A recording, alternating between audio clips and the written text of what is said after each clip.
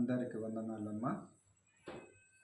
దేవుడు చేసిన మేలులు ఏది మర్చిపోకుండా దేవాది దేవునికి స్తోత్రం కలుగును గాక.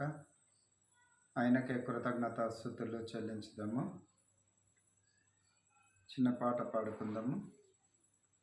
స్తోత్రం చెల్లింతుము, స్తుతి స్తోత్రం చెల్లింతుము, యేసునాథుని మేలులు తలచి స్తోత్రం చెల్లింతుము, స్తుతి స్తోత్రం చెల్లింతుము. దీవారాత్రములు కంటి పాపమలే కాచి, దీవారాత్రములు కంటి పాపమలే కాచి, దయగల సముతో బ్రోచి నడిపించితివి, దయగల సముతో బ్రోచి నడిపించితివి. స్తోత్రం చెల్లింతుము, స్తుతి స్తోత్రం చెల్లింతుము. హల్లెలూయా. దేవునికి స్తోత్రం. ప్రియమైన దేవుని బిడ్డలారా, మరొకసారి పరిశుద్ధ గ్రంథముల మాటలు జ్ఞాపకం చేసుకుందాము. మనకి దేవాది దేవుడు 2024 నుంచి 25 వరకు మనల్ని కాసి కాపాడి ఆయన దయగల హస్తంతో మనల్ని బ్రోచి నడిపిస్తున్నాడు, ఆదరణ ఇచ్చిండు. దేవునికే స్తోత్రం కలుగును గాక. ఈ భూమి మీద నివసిస్తున్న మనము ఎన్నో భయంకరమైన చూసిన సంఘటనలు, అది మన గ్రామాలలో కావచ్చు, ప్రతి కుటుంబాలలో కావచ్చు, ఎలాంటి పరిస్థితులు ఉన్నప్పుడు కూడా దేవుడి భూమి మీద ఎన్ని భయంకరమైన దినాలు వచ్చినా, ఎన్ని సమస్యలు వచ్చినా కూడా నిన్ను నన్ను ఇంకా ఈ కుటుంబంలో, మన కుటుంబాలలో సజీవ లెక్కలో ఉంచి ఆయురారోగ్యాలతో ఉంచిందంటే దేవునికే స్తోత్రము. అందురించి దేవునికి స్తోత్రము చెల్లించుము. యేసునాథుని మేలులు తలచి. ప్రియమైన దేవుని బిడ్డలారా, ఈ మాటలో సందర్భంగా ఈ పాట ద్వారా మీకు ఒక మాట తెలియచేయాలని ఆశపడుతున్నాను. ఈ వీడియో చూస్తున్న వాళ్ళారా ప్రత్యేకమైన వందనాలు చెల్లిస్తున్నాను. ప్రియమైన దేవుని బిడ్డలారా, ఒక్కసారి మీరు ఒక్కరే మందిరానికి వెళ్తున్నారు, పిల్లలు రావట్లేరు, ఇంట్లో యజమానుడు రావట్లేరని మందిరాలకి వెళ్తున్నారు, ప్రార్థనలకు వెళ్తున్నారు, ఎక్కడ ప్రార్థనలు ఉంటే అక్కడికి పరిగెడుతున్నారు, మీ ఆత్మీయత స్థితిని దేవునికి తెలియచేస్తున్నారు, దేవుడు మిమ్మల్ని బలపరుస్తున్నాడు. దేవునికే స్తోత్రం. కానీ ఒక్క మాట తెలియచేయాలని ఆశతో తెలియచేస్తున్నాను. మీ కుటుంబంలో దేవుడు మిమ్మల్ని ఆశీర్వదించిండు. భూమి మీద సమస్త జనుల కంటే మిమ్మల్ని ఆశీర్వదించిండేమో. మీ కుటుంబంలో ప్రతి పరిస్థితిని కూడా ఆయన అనుకూలంగా, మీకు అనుకూలంగా ఆయన మార్చిండు. బాగుంది. మీరు కుటుంబంగా మందిరానికి వెళ్ళినా దేవునికే స్తోత్రము, కుటుంబంగా మందిరానికి వెళ్ళలేకపోయినా కూడా దేవునికే స్తోత్రము. ఎందుకయ్యా ఈ మాట దేవునికే స్తోత్రం అంటున్నావు? వచ్చిన వారి కోసం స్తోత్రం అంటున్నావు, రాని వారి కోసం కూడా స్తోత్రం అంటున్నారు అంటే, వెళ్ళిన వాళ్ళంతా మంచోళ్ళు, గుడికి వెళ్ళని వారు మంచోళ్ళు కాదన్నది కాదు. పరిశుద్ధ గ్రంథం ఏం తెలియజేయబడుతున్నదంటే, కడపడవాడు మొదటికి, మొదటివాడు కడపడికి అవుతాడట. ప్రియమైన దేవుని బిడ్డలారా, నువ్వు దేవుని కలిగి ఉంటే, నేను ఒక మాట జ్ఞాపకం చేస్తున్నా, నీ కుటుంబంలో, నీ కుటుంబంతో సహా, ఇచ్చిన గర్భఫలమైన బిడ్డలతో సహా, నీకు ఏ సమయంలో రాత్రిపూట వీలు పడుతుందో, మీరు పనులు చేసుకొని వచ్చి, ఆఫీసుల నుంచి వచ్చి, మీరు ఉద్యోగాల నుంచి వచ్చినాక, ఇంటికి వచ్చినాక మీరు ఒక కాడ కూర్చొని కుటుంబ ప్రార్థన చేయండి. కుటుంబ ప్రార్థన చాలా ప్రాముఖ్యమైనది బిడ్డలారా. అది తల్లిదండ్రులు చేయవలసిన ప్రార్థన. అది నువ్వు మందిరానికి ఆదివారం రోజు ఎంత ప్రాముఖ్యంగా సిద్ధపడి వెళ్తున్నావో, అంత సిద్ధపాటు కూడా కుటుంబంలో ప్రార్థన అవసరము. కుటుంబంలో ప్రార్థన ఏందనంటే నీ గర్భఫలమైన బిడ్డల కోసము, నీ బిడ్డల అవసరతల కొరకు రాబోయే దినాలలో ఆత్మీయత స్థితిలో దేవునితో ఉండుటకు. యోబు ప్రతి విషయంలో కూడా ఎక్కడ నా బిడ్డలు తప్పిపోతారని దేవునికి కృతజ్ఞతలు చెల్లించిండు, కృతజ్ఞత కలిగి ఉన్నాడు. దావీదు కూడా ప్రతి విషయంలో కూడా కృతజ్ఞత చెల్లించిండు. ఆయన కార్యంలో నేను ఏమని వివరించను అని దావీదు తెలియజేస్తున్నాడు. నేను ఈ కృతజ్ఞతతో ఆయనని సరిపెట్టుకోగలనా? నా జీవితకాలం అంతయు నేను కృతజ్ఞతనే. మనం ఈ భూమి మీద ఇంకా సజీవ లెక్కలు ఉన్నామనంటే మనం ఆయనకి ఏమిచ్చి రుణం తీర్చుకోగలం? ఒకసారి ఆలోచించండి. కృతజ్ఞత కూడిక అన్నది చాలా శ్రేష్టమైంది. దేవుని బిడ్డలారా, దేవుని నమ్మిన వార్లారా, దేవుని విశ్వసించుతున్న వార్లారా, నీ బిడ్డలతో పాటు కుటుంబంలో నలుగురు మందిరానికి వెళ్ళిన నలుగురు మళ్ళీ సాయంకాలంలో ఇంట్లో ప్రార్థన చేసుకోండి. ఒక పాటన్న పాడుకోండి, చిన్న ప్రార్థన చేసుకోండి. లేదు బైబిల్ తీసి ఒక వచనం ఏదో ఒకటి చదువుకొని ఆ వచనమే చిగురిస్తుంది బిడ్డలారా. ఎండిపోయిన మొట్టుకు కూడా చిగురించే దావీదు కుమారుడు నజరేయుడైన యేసు నీ ఇంట్లో ఉన్నాడు.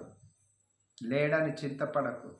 అయ్యో నా భర్త మారట్లేడు, నా భర్త మందిరానికి రావట్లేడు, నా పిల్లలు మందిరానికి రావట్లేరు అనేసి దిగులు పడుతున్నావా తల్లి? దిగులు పడుతున్నారా తల్లిదండ్రులారా? మీకు ఒక శుభవార్త. పిల్లలు ఈరోజు మందిరానికి రాలేదా? చింతించకండి, వేదన పడకండి, కలవరపడకండి. నానా మందిరానికి రాలే కదా, పర్లేదులే, రండి ఇంట్లోనే ప్రార్థన చేసుకుందాం. చిన్నడా రండి కూర్చుందాం అని ఆత్మీయంగా ప్రేమతో కూర్చోబెట్టుకొని ఆ ప్రార్థన, కుటుంబ ప్రార్థన చేయండి. ఆ అన్యున్న సవాసం, మీ సవాసము బిడ్డల ఆత్మీయత స్థితిని ఎదుగుదల చేస్తుంది. పరిశుద్ధాత్మ తండ్రి అక్కడ ఆవరించబడతాడు. అది ఒక్కరోజు చేస్తే సరిపోదు సుమి. జీవితకాలం అంతయు నీ కుటుంబ ప్రార్థన జరిగినట్టయితుంటే అది ఏం జరుగుద్ది అని అంటే, మందిరానికి రావట్లేదు అంటున్నారు కదా, మందిరానికి నడిపింపబడతారు. ప్రేమైన దేవుని బిడ్డలారా, కుటుంబ ప్రార్థనలో మర్చిపోకండి. దేవునికి కృతజ్ఞతగా చెల్లించండి. మీరు ఏ రీతిగా కృతజ్ఞత పాటల ద్వారా, వాక్యం ద్వారా, మాటల ద్వారా, ప్రార్థన ద్వారా ఏ రీతిగా ఉంటారో మీకు ఇచ్చిన బిడ్డల్ని బట్టి కూడా దేవునికి స్తోత్రమని కృతజ్ఞత ప్రార్థన చేయండి. దేవుడు గొప్పవాడు. మరి 2025లో నువ్వు ఏదైనా మర్చిపోయి ఉన్నట్టయితుంటే, నువ్వు మర్చిపోయింది ఏదైనా ఉన్నది అనుకుంటే మాత్రానికి ఇంకా నా ఆత్మీయత స్థితి ఎందుకు, నా కుటుంబాన్ని ఎందుకు దేవుడు కట్టట్లేడనంటే ఇదే కావచ్చు. కుటుంబ ప్రార్థన చేయి. కుటుంబ ప్రార్థనలో నీ ఇరుగు పొరుగు వారి కోసము, మన గ్రామంలో ఉన్న ఎన్ని మందిరాలు ఉన్నాయి ఆ మందిరాల కొరకు, ఎంతమంది దైవజనులు ఉన్నారో ఆ సేవకుల కొరకు, మన గ్రామంలో ఉన్న దేవుని నమ్మిన వారేమి, నమ్మని వారేమి, విశ్వసించిన వారేమి, దేవుడు తెలిసి కూడా తెలియని రీతిగా మాట్లాడుతున్న వారేమి, అందరి కొరకు ప్రార్థన చేద్దాం. ఏదేమైనప్పుడు కూడా మన ప్రార్థన మన గ్రామానికి, మన దేశానికి ఆశీర్వాదకరంగా ఉండాలి. వారు మందిరానికి రావట్లేరు, మేము కుటుంబంగా ప్రార్థనకు పోతున్నాము అని వారిని తేలిగ్గా చూడకు. ఆ కుటుంబము నిన్ను వలె నీ పొరుగు వారిని ప్రేమించమని దేవుడు చెప్పిండు కదా. వారిని హేళన చేసి మాట్లాడకు. నువ్వు విశ్వాసరాలు అయితే, ప్రార్థన పరురాలు అయితే, దేవుని యందు భయభక్తులు కలిగి ఉన్న దానివైతే నీ కుటుంబ ప్రార్థనలో రాలేని కుటుంబం కోసం ప్రార్థన చేయి. అయ్యో ఆ కుటుంబంలో అలజడి ఉంది, ఆ కుటుంబంలో భర్త రాడు, పిల్లలు రాడు అనాల మీద నిందించే బదులు నీ ప్రార్థన సహాయం వాళ్ళకు అందుద్దేమో. ఎందుకు అనంటే నీ కుటుంబము చేస్తున్న ప్రార్థన నీ గ్రామంలో వింటున్నారు కదా, చూస్తున్నారు కదా. ఫలానా కుటుంబంలో ప్రార్థన జరుగుతుంది, మనం ఎందుకు చేసుకోలేము అని వారు కూడా అనుకుంటారు కదా. అదే చిగురిస్తుంది కదా, అదే వెలుగు కదా, దేవుని వెలుగు అదే, దేవుని చిగురు అదే. ఒకసారి ఆలోచించండి.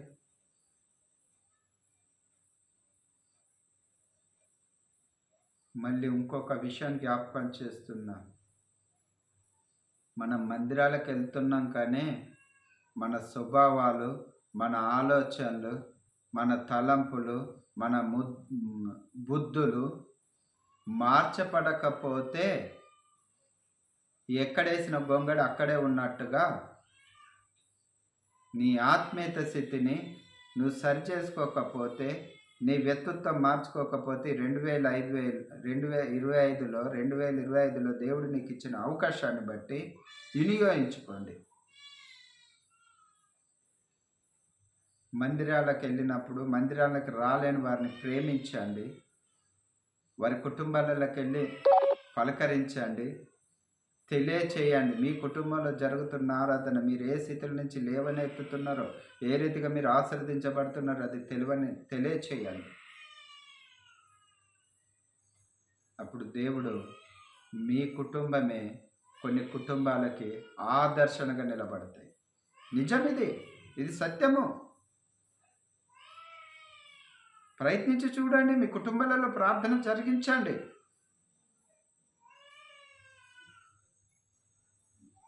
అందరించి ప్రేమైన దేవుని బిడ్డలారా, చక్కని మాటలు, చక్కని సందర్భము, చక్కని ప్రేమ, చక్కని ఆత్మీయత స్థితితో ఆ కుటుంబం వర్ధిల్లుతుంది. ఆ కుటుంబంలో కోపాలు ఉండవు, దేశాలు ఉండవు, ఉద్రేకాలు ఉండవు, స్వార్థం ఉండదు, ఈర్ష్య ఉండదు. ఎందుకనంటే ఆ కుటుంబ ప్రార్థనలో దేవుడు ఉన్నాడు. ఏ తెగులు నీ గుడారము సమీపించదయ్యా, అపాయమేదియు రానే రాదు, రానే రాదమ్మా.